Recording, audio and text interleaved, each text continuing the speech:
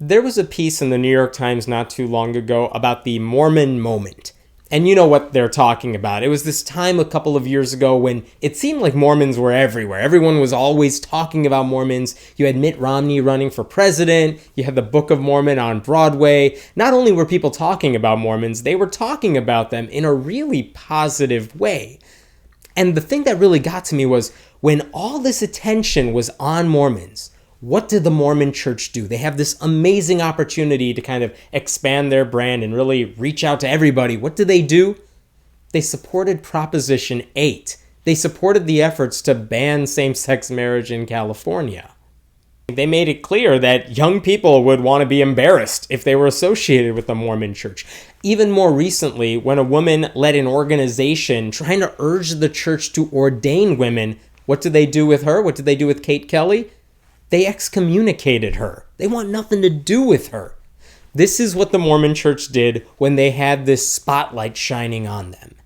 They had a chance to show the whole world that they were a force for good, for justice, for decency, and they blew it. And it's not just Mormons either. In the past couple of decades, we saw a resurgence with evangelical churches. We saw these megachurches growing. We saw these pastors becoming household names. And again, when they had all this attention on them, what did they do with all that power?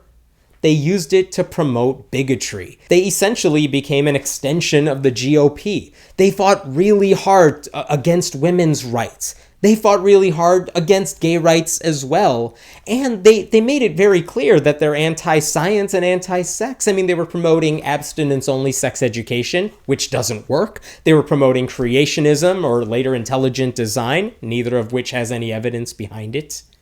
And that's partly why you've seen this rise of young people who don't have a religious label, this rise of the nuns. Because a lot of young people still believe in God, but they don't want to be affiliated with the Christian church, certainly not the evangelical churches in America. They want nothing to do with them.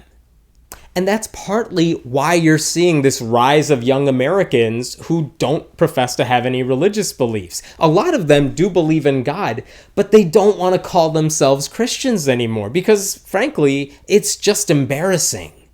What about the Catholic Church? Remember when Pope Francis was elected and there was all of this goodwill, this outpouring of support because look at this transformative figure. This is the guy who said, "Who am I to judge?" What a wonderful guy, right? And the Catholic Church finally had a chance to reclaim its image, to really shine a positive spotlight on them. And what have they done since then? They're still mired in sex scandals. They're still firing gay teachers and administrators at Catholic schools left and right. They're still an obstacle to women's rights. Again, they have this golden opportunity, and they're just completely wasting it. All of these big religious groups had their 15 minutes of fame in the past several years. And what did they do with it? They chose bigotry over tolerance. They chose control over freedom. And I guess I'm partly grateful for that because for all the power that those religious groups have now, can you imagine how much more powerful they would be if they led the charge for gay rights? What if we knew the church as being a force against income inequality and against our broken justice system instead of knowing them for coming between a woman and her doctor? If you're religious, I hope that upsets you. And I hope you want your church to change. But you have to realize they're not going to change on their own. And we know that because when they had the chance to change while everyone was watching, they went in the other direction.